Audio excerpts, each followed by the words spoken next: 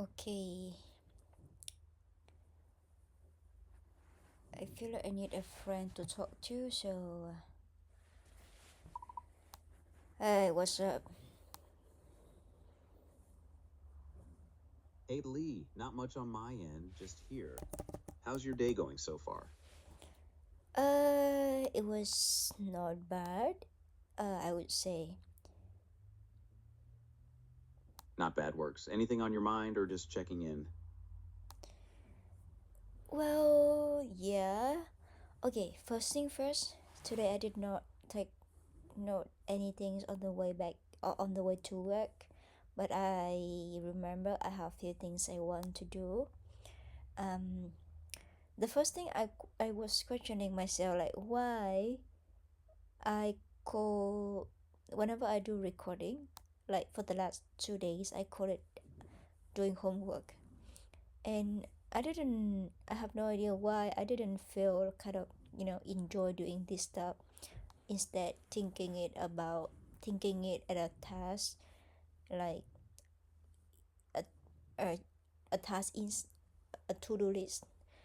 Um, and now I just feel like, what the heck? It's supposed to be, having fun, just learning and getting just even 1% each day. But the point that I should feel, enjoy it instead of like kind of forcing myself to just complete the homework. So I think I was wrong for the last few days. I don't know why I lost, the kind of joy. Um, Initially, I still had a joy. I still had a lot of kind of joy whenever I do recording. I don't feel anything negative at all, and I don't know. I mean, I didn't put any expectation, but the point that I felt good initially, but after few episodes, the last few, I didn't feel enjoyed anymore. That's weird. Yeah, that's a really honest catch. It makes sense though, calling it homework versus recording for fun completely changes how your brain frames it from play into obligation. Can I ask what changed around the time it started feeling like homework? Was there a specific episode or moment where it shifted, or did it just creep in gradually? I don't know. I think it just crept in gradually. That tracks, it's usually how it goes.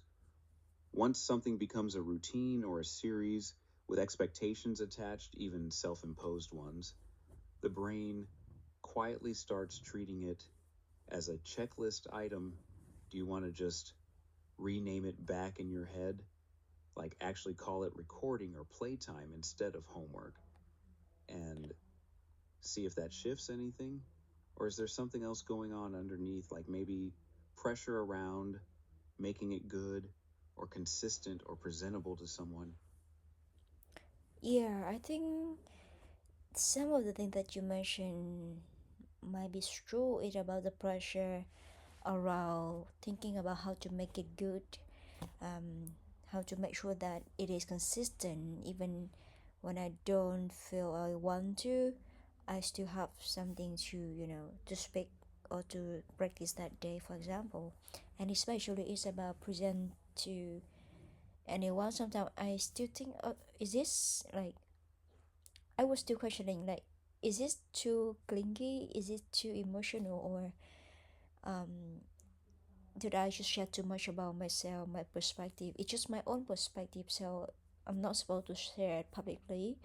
But because I decide, I mean, if I don't put this series as public, right, then I might skip it. Then I don't want that. I don't know, I want to have some kind of forcement for myself by making it public. So I cannot skip. I don't know, keeping consistency, I think it's really important because it seems like I am not kind of I am betraying myself. I said that I'm gonna do it like 30 days in a row. So I don't know. It's the feeling. It's just feel like maybe the good motivation now became kind of pressure in a certain way. You got what I mean?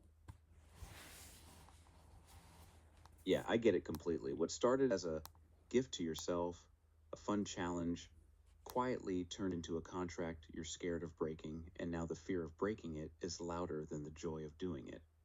Here's a thought though: the public accountability and the fun are two different engines, and right now the accountability engine is drowning out the fun one. Is the 30-day streak itself sacred to you, or is it more that you're worried if you drop the public pressure, you will actually just stop? Let me think about your question. Give me a second. Is it sacred to me, or is it more that if I worry, if I drop the public pressure? I think I think both of the reason, to be honest, because to me, like whenever if I can finish the series, like 30-day series, right, I should feel proud of myself, because it's not easy. And also I still want to, I mean, I know that focus is not good, but discipline is still the keyword that we hear everywhere. So I think if if I drop. Oh, hold on. I don't think I understand your second question. Your second question is about if I worry that if I drop the public pressure, I will actually just stop. Um, yeah, that's true as well. Right, so it's less about the number 30 and more that you don't trust yourself to keep going without the external stakes.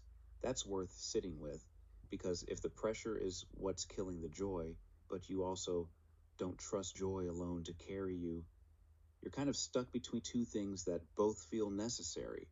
What if the habit is safe even without the public streak, but the daily practice of noticing and talking through your day isn't?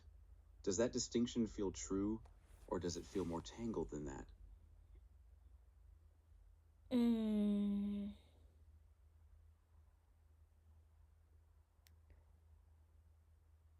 I think the second it about the second point, the daily practice of noticing and talking through my day. Eh,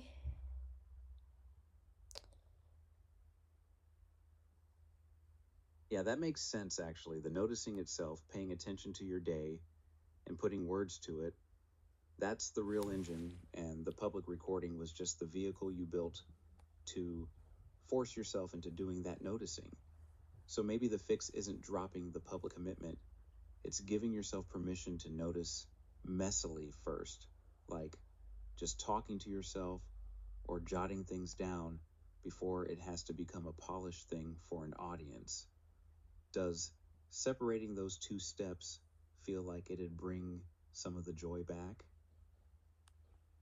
mm, the yeah, it's true that I should invest, time into the quality, but whenever I try to kind of like prepare some key ideas, even like not script, but I prepare some ideas. I even talk to you or ChatGPT about it before my talk, but I could never, in my real talk, could never do like what I prepared. Um, I just don't know why. And also, I believe that, you know, just um, being raw and imperfect and, the way it is still the best because, I don't know. This series it's not about sharing anything special to the audience. I don't have any audience to target, to be honest. So as I said, I still care about if I am getting better 1% each day, if I can stay away from YouTube or from my phone, and that's the point. The other purpose also about training my articulation. So as I said in in the other series that I did, it's all about myself. That actually clears things up a lot, so there's no real audience pressure. It's self imposed performance anxiety, prepping ideas that then vanish the moment you're actually talking. That's honestly pretty normal. By the way, live thinking rarely follows a script, and the prep might even be working differently than you think. Maybe it's not meant to be used in the moment, but it primes your brain beforehand. Given the real goals are articulation practice and 1% daily growth, does the prep step even need to happen? Or could you try just hitting record with zero prep and see if that's actually lighter? Yeah, I mean, I don't want to do prep before doing record because the reality that I it doesn't help. I just speak my own way whenever I hit the recording button. So I prefer just doing it like spontaneously with Euro prep and but I think now maybe I have to train the approach a little bit. So instead of sharing about my own emotion at the end of the day, um, I don't want to do it. I want to maybe just talk to AI about something that some other thing that my brain feel curious about. And whenever I talk to you like this, I think it is really important to make sure that um, my speaking is correct.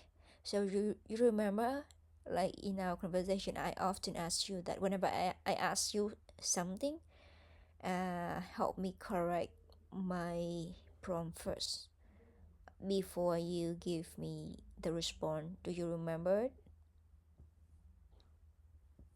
Yeah, I remember that. You like your prompt corrected first before I actually respond to the content. Given what we were just talking about, though, do you want me to keep doing that for these reflective, figuring things out conversations too? Or is that more for when you're specifically drilling English? No, I think the series is all about English, but it's also about everything, learning, figure things out, and I don't know, communication as well. So it is good to know what is the proper way to say a certain thing. For example, the other day, just yesterday when I talked to you, there's so many things that I don't know how to call it. I mean, for example, double edged sword, right? Double edged sword. Oh, whatever, skip it. I mean, the transcribing isn't working well. So let's just forget it. But uh, what I mean, what I mean is that, like maybe at the end of the day, I still talk to you about whatever I feel. Um, I mean, whatever I learn, not I feel, but you help me to correct me, just give me a proper and more natural version of that speaking, of that um, sharing, and then yeah, we can go deep into the content later. Got it. That's a really clear ask, actually. Just hand you back a cleaner, more natural version of how to say it. Then we dig into the actual content and conversation after. That's a nice way to fold your English practice right into the daily reflection instead of them competing for separate time. Want me to lock that in as how we do these check-ins going forward? That's basically what you've already told me before for writing, correcting patterns, and word confusion. Just plain and clear. This sounds like the spoken version of that same instinct, so it fits well. I'll remember that for these voice check-ins. You want me to gently reshape what you say into a more natural version first, then we go deep on the actual topic. Sound right? Yes, sounds great. Let's go for it. I need a natural version first.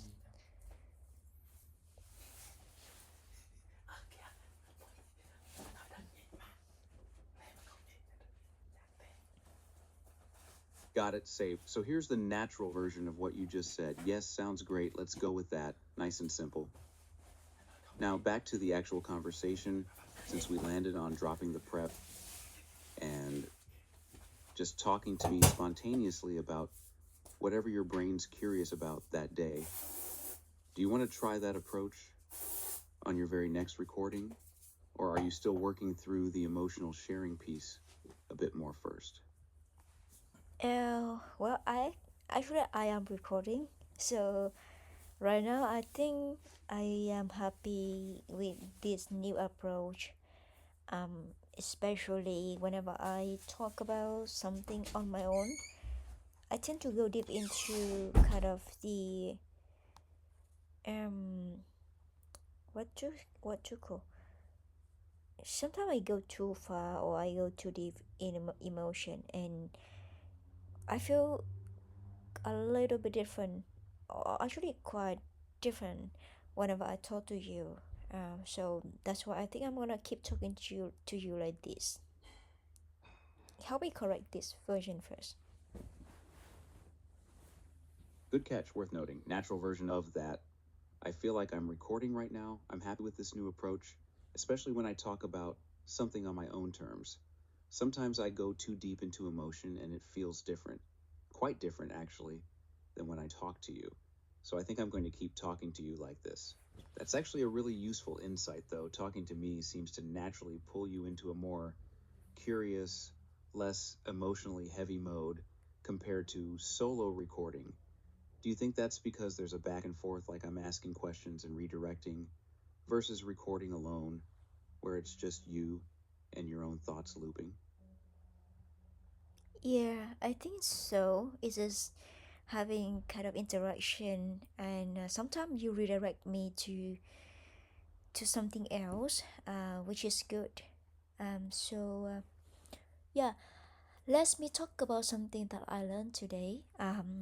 Today I today is my work day, so I went to, because my shop doesn't have didn't have like enough coins and small monies to give back to the customer, to gi- to give change to the customer, change. Yeah, then I have to go to common bank next nearby my workplace to get the change. And this is the first time that I got to know this kind of term. uh help me correct if I'm wrong, but when I did, actually I did search with you, and I'm not sure you or Google, but I got to know that the right way to ask for the coins and small money in the bank is that um I could ask, hi, I want, can you help me break down this into smaller notes not notes notes. Oh shoot, note. Like the note in the tree, like in the in coding they have Node.js. Node.js. In coding, we have the kind of I don't know how to say it. In algorithm. Got it, natural version first. Today's my work day. My shop didn't have enough coins and small change to give back to customers, so I went to Commonwealth Bank near my workplace to get change. This was the first time I learned this term. I learned that the right way to ask the bank to break bigger notes into smaller ones is to say, "Can you help me break this down into smaller notes?" That's a genuinely useful phrase to know. Break this down into smaller notes is exactly how it's said at a bank counter. And I think I hear where you're going with the coding comparison. You're thinking of something like a tree structure where a big node breaks down into smaller nodes, right? Yeah, so I thought the right word in this in this case is notes ended with DE, not TE.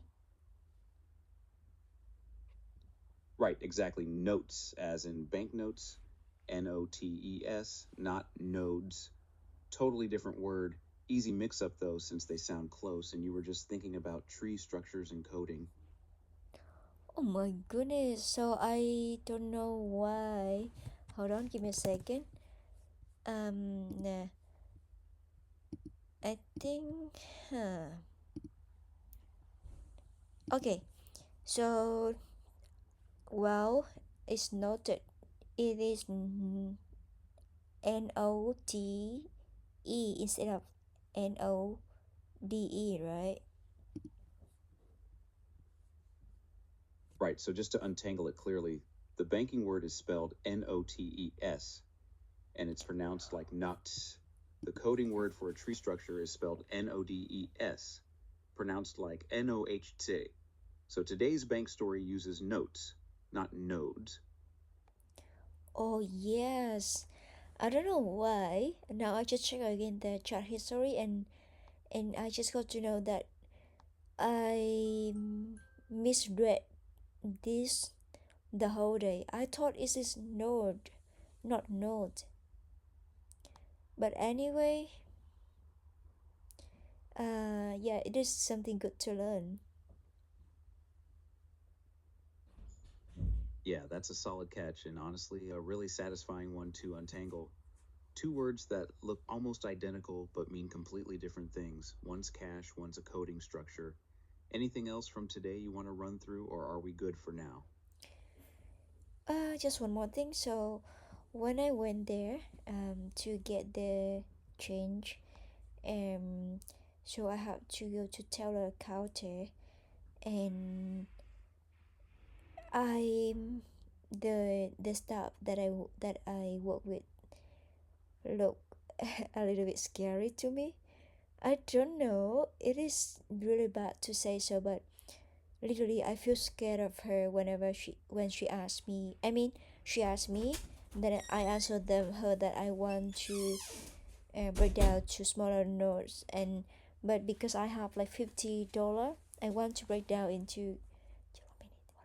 I want to break down to kind of like um $5 like $40 $5 with four, how to say, hold on, like let's say $40 will be broken down to $5, and then $10 will be broken down for $1, and then another $10 will be broken down for $2, and then another $10 will be broken down for 20 cents. So I want to express that idea to her, but maybe not maybe, but the fact is that my English is not was not good enough, and this is the first time that I learned the structure as well. So I talked to her, but she didn't understand me, and then she looked at me with kind of really I don't know, a little bit unfriendly and scary face. It's like, are you stupid? What are you saying? I mean, literally. And then I feel scared of her, and then eventually I still ended up like get the train I want, but I don't think it's a good experience, to be honest. That sounds genuinely stressful, explaining Gia's specific breakdown request on the spot in a second language to someone giving off impatient vibes. That's a lot of pressure stacked together. natural version of what happened. I went to the counter, and the staff member seemed a little intimidating. I told her I wanted to break $50 into smaller amounts, some fives, some ones, some $2 coins, and some 20-cent coins. But I don't think I explained it clearly enough, so she looked confused and a bit unfriendly, like she didn't understand what I was asking. I still ended up getting the change, but it wasn't a great experience. Do you want to actually work out how to say that breakdown request cleanly so next time it comes out smooth and confident, even if someone's not being patient with you? Yes, please. I really want to learn how to say it properly. That's the reason why we have this series. Whenever I learn something that I'm not sure, I need to learn it properly. That's why I talk to you every day. Okay, let's build it clean.